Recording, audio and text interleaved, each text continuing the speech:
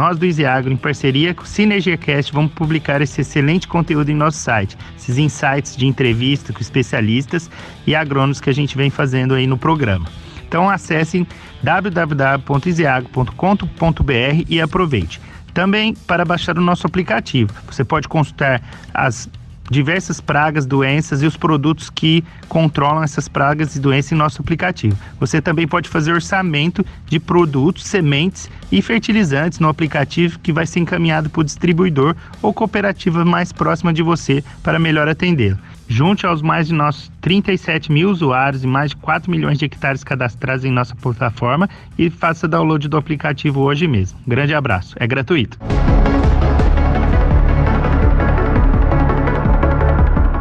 Olá, amigos do SynergiaCast, o podcast aqui do canal AgroSynergia. E hoje a primeira edição exclusiva entre a parceria SynergiaCast e a Easy Agro. Então estou aqui com meu amigo Murilo Betarello e hoje vamos falar um pouquinho sobre a função do engenheiro agrônomo na prescrição agronômica da utilização de insumos principalmente com relação à pulverização. Tudo bem, Murilo? Tudo bem, Erickson? Muito legal falar aí com você de novo e participar mais uma vez do SynergiaCast, que só vem crescendo e compartilhando boas informações aí no agronegócio. Murilo, com relação à prescrição, como é que funciona esse sistema, né?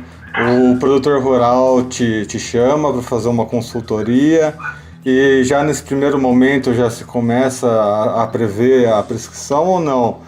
Precisa ter um acompanhamento mais longo, entender melhor quais que são as demandas do produtor. Acho que o principal ponto com relação à prescrição é declarar para as pessoas que o produtor rural em nenhum momento vai utilizar aí insumos de pulverização à torta e à direita. Existem regras, existe toda uma metodologia por trás, né? Explica um pouquinho para a gente como é que funciona a prescrição agronômica para a utilização de insumos. Bem isso mesmo, Erickson. Assim, primeira coisa, né? A consultoria não é só prescrição, né? A gente está empreendendo no Easy Agro, que é uma plataforma aí de consulta, né? Que o produtor pode comprar, cotar, mas sou sócio de uma empresa de consultoria também, trabalho há muito tempo na Via Verde Consultoria, já desde que foi fundada em 2000, eu trabalho lá com o pessoal desde 2007, né, virei sócio também, mas é importante falar que a consultoria agronômica, eu acho que ela nunca vai acabar, né, fala muito de agrônomo digital, tal, mas o que eu acho é que aquela visão holística que o agrônomo, que o técnico, né, o consultor tem, nenhuma máquina nunca vai ter. Então, o agrônomo ele tem que se especializar, né, ter experiência, bagagem, né, anos de estrada aí para ter essa visão holística. O que é isso? É aquela coisa que não é só preto no branco, né? A prescrição. Uma prescrição, as ferramentas digitais vão fazer no futuro, com certeza. Mas ter a visão holística para dar a consultoria, isso não vai ter. Então, assim, primeiro, é importante separar um pouco, né? Quando a gente faz consultoria, a gente olha um todo, né? Olha a habilidade do produtor. Não adianta a gente recomendar para um produtor para ele... Muitas vezes o pessoal vem e fala, faz um diagnóstico, é uma fazenda, não sei o que eu faço, quero ganhar dinheiro com ela.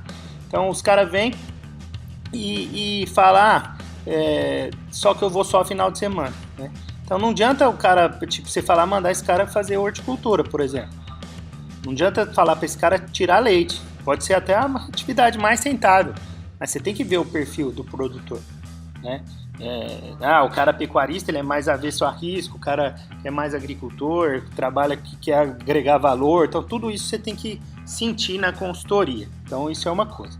Prescrição é outra coisa, né? Prescrição é você vai lá, ver um problema específico e faz uma prescrição. Isso tem toda uma legislação hoje do GW, né? O estado de São Paulo está um pouco na frente, né? Paraná, que toda venda, né? O Roberto Rodrigues acabou de publicar também uma que o agrônomo, não necessariamente só o da revenda, né? Antigamente só o da revenda ou da cooperativa podia fazer o receituário agrícola, ele era responsável. Agora qualquer agrônomo pode ser responsável, né? Qualquer pessoa que tem CREA, né? O técnico também tem, pode ser responsável por emitir uma receita, o receituário, né? E ele é extremamente importante, né? Porque qualquer problema que o produtor tem, ele está amparado pelo receituário agronômico. A gente pode fazer um paralelo entre a prescrição e um receituário médico, né? A partir do momento que você tem esse receituário, você tem que usar essa determinada quantia de insumos. Vamos usar aqui hipoteticamente, você tem uma área de 300 hectares, né? Uma média de 200 mil plantas por hectare, considerando soja. Como que você sente que vai ser a prescrição? Você vai sentir o histórico do produtor, né? Como é que as lavouras das safras anteriores foram se desenvolvendo, ou não? Cada safra é uma safra e tem que ser analisada independentemente.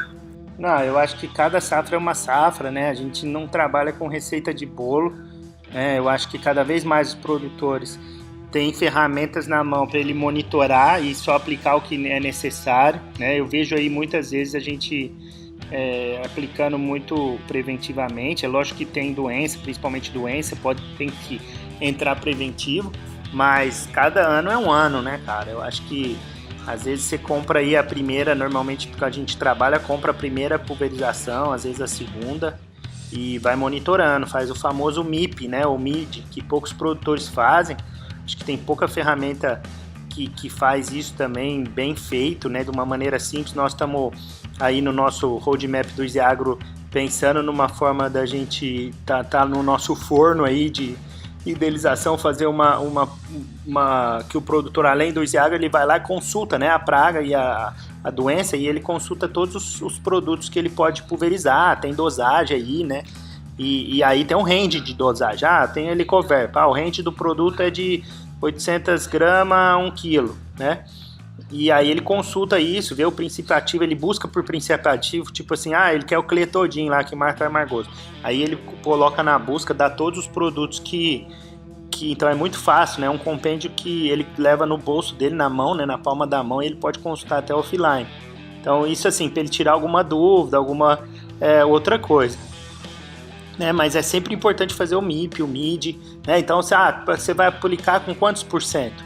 Com 5% de infestação aqui na região, historicamente controla. Então vamos monitorando, deu 3% eu fico ali em alerta, deu 5% eu entro pulverizando, né? Isso é fundamental para o produtor, para ele economizar, para ele usar só os produtos realmente na necessidade. Hoje a tecnologia que essas empresas desenvolvem é fenomenal, as empresas gastam milhões e bilhões de reais e dólares para desenvolver uma molécula logo. E às vezes por mau uso do produtor, uso desenfreado, né, falta de informação, a molécula dura muito pouco tempo. Ela vai perdendo a eficiência dela. Então também é importante todo mundo se comprometer por o uso adequado, né, de produtos. Como você tem esse preconceito de que o produtor usa exageradamente, os insumos, a maioria deles são cobrados em dólar, né? Então o produtor rural realmente tem que usar de uma maneira racional, senão vai estar desperdiçando não só insumo como dinheiro, e ninguém gosta de fazer isso. E número 2, acho que também a mistura de calda, né? Se você fizer uma mistura de calda de uma forma sem pensar nas consequências, você pode estar colocando seu pulverizador em risco, vai ter entupimento de bico, ou seja, o prejuízo vai extrapolar. Você vai ter prejuízo também no seu maquinário. Então tem que ter muito pensar também nisso, né? Nesses dois pontos. O custo do produto e a consequência que isso pode ter no maquinário agrícola. É bem isso mesmo, Edson. Uma coisa assim, é importante também falar em produtividade, né? A gente é meio clichê, né? Todo mundo fala disso. Mas se você pegar aí o custo do insumo, se ele bem usado, né? Ele fica aí de 10, dependendo da cultura, né? Depende muito, mas 10 a no máximo 20% do custo de produção, se você tiver uma cultura boa. Então também é importante você investir em tecnologias produtivas, né? Então assim, é melhor gastar o máximo possível e produzir o máximo possível? Nem sempre, mas a maioria das vezes produtividade é um fator fundamental para o produtor ter competitividade. E nos custos é isso aí também que você falou. Às vezes você passa assim, você pegar um pico de pulverização, e somar a vida útil dele, quantos litros passou nele, você pegar o volume de calda e tal, e fazer a conta, quero ver quem produtor que já fez essa conta. Quantos R$1.000 já passou num bico de pulverização seu, né? Em investimento em produção, em insumos químicos, né? Então é muito importante o produtor pensar nisso. E às vezes ele não troca um bico, fica lá um bico 5 anos sem trocar. Que um bico é o quê? 50 hoje, reais, 80, entendeu? E aí passa lá numa safra, passa R$100.000, já fiz uma conta com o produtor, passou R$100.000 por bico, entendeu? E aí você quer economizar R$100 num bico, então isso aí é muito importante também. Outra coisa, usa o timing, né? E informação, claro, né? O produtor tem que buscar informação, ele tem que ficar informado qual produto está sendo mais eficiente no mercado dele, qual que é a dose, às vezes não ficar, cotar os produtos, né? O ISEAG fornece essa possibilidade dele colocar o produto e receber os insights dos distribuidores que são nossos parceiros, né? A gente tem já distribuidor no Paraná, em São Paulo, sul de Minas, então é importante o usuário cotar, né? E ver quais que são os produtos disponíveis que tem na região dele. Com relação ao ciclo de pulverização, que a gente pode falar um pouquinho também, que existem 3 principais famílias de produtos que são utilizadas em pulverização. Quem já é relacionado ao agro vai achar meio óbvio isso, mas essas 3 famílias são herbicidas, fungicidas e inseticidas, né? No ciclo de pulverização, acho que a maioria deve usar primeiro herbicida para fazer uma dessecação. Depois entra aí outros produtos, né? Normalmente, vamos voltar aí safra de grãos, né? Qual que é o ciclo de pulverização ideal para um tratamento de uma soja, por exemplo? Então, normal, não tem receita de bolo. A gente tem que sempre a pergunta mais comum para o agrônomo, né? A resposta do agrônomo é depende. Então, assim, por ordem normal das coisas, vai o herbicida, né? Na dessecação. Depois tem o inseticida junto com o fungicida no tratamento de semente, né? Pensando em grãos. Depois você pode fazer mais uma normalmente de fungicida e inseticida aí nos estágios iniciais. E aí eu fico monitorando, né? Depois dessa nessa pós-emergência, né? Que a gente chama, eu faço uma daí de inseticida e fungicida e vou monitorando o estado, como que tá aí, clima. Então eu costumo fazer muito assim, né? Mas aí depois dessa aí, normalmente o pessoal faz de 2, 3, tem gente até que faz um pouquinho mais. Mas normalmente a gente passa com 2, após aí essa primeira aplicação. Aqui a gente pode entrar num outro ponto também, que está muito relacionado a esses manejos, que é a questão que você até colocou em ponto aí, que é a questão da resistência. Ao longo dos anos, né, conforme vão utilizando as fórmulas, né, as moléculas, a natureza vai criando resistência a esses produtos. Com relação à resistência, né, qual que é a melhor metodologia que o produtor tem que ter na cabeça para evitar o máximo possível? Lógico que nem sempre depende só do produtor, né? Às vezes tem alguns fatores externos aí que pode complicar esse tipo de situação. Mas se o produtor tiver na cabeça alguns pré-requisitos, pode ajudar ele a evitar a ter esse tipo de resistência na propriedade dele, né? Qual que é a melhor recomendação com relação a isso? Então, assim, primeira coisa, é rodar princípio ativo, né? Tipo, novamente aí eu fazendo jabá aqui, no ISEAG você pode buscar e ver os produtos por princípio ativo, né? Se a gente não tiver produto lá, pessoal, manda uma mensagem pra gente lá pelo aplicativo mesmo e pede para adicionar o produto que você está sentindo falta, que a gente adiciona na maior boa vontade, viu? E o que a gente estava falando, né? Também, assim, é importante rodar o princípio ativo. Outra coisa que é muito importante, pouca gente considera, é grupo químico, né? Às vezes tem o princípio ativo, ele está no mesmo grupo químico, que é aqueles números que tem lá em cima na bula, né? Grupo químico 3, 4. Então é sempre importante rodar o grupo químico, né? A gente está pensando em fazer alguma coisa disso também, está no nosso roadmap de, junto com o produto que a gente tem, a gente colocar o grupo químico para ele poder registrar qual grupo químico que ele usou na pulverização passada, para ele não usar o mesmo grupo químico nessa próxima pulverização. Isso é muito importante também. Algumas pragas, algumas doenças que incomodam mais, né, os produtores rurais. Ter um foco de pulverização com relação a essas pragas e doenças, acho que uma outra questão que a gente pode falar aqui é a questão de atingir o alvo, né? Você tem uma pulverização, às vezes, que não atinge o alvo, uma pulverização ineficiente, você não vai obter o resultado esperado. O produtor tem que ter na cabeça também que atingir o alvo, ter, né, o tamanho de gotas, também a questão de deriva, são pontos que sempre devem ser lembrados antes de um produtor rural colocar em prática ali o seu manejo de pulverização. É isso mesmo. Não adianta, às vezes é muito importante isso, né? A praga-alvo, né? Aquela aula básica de entomologia.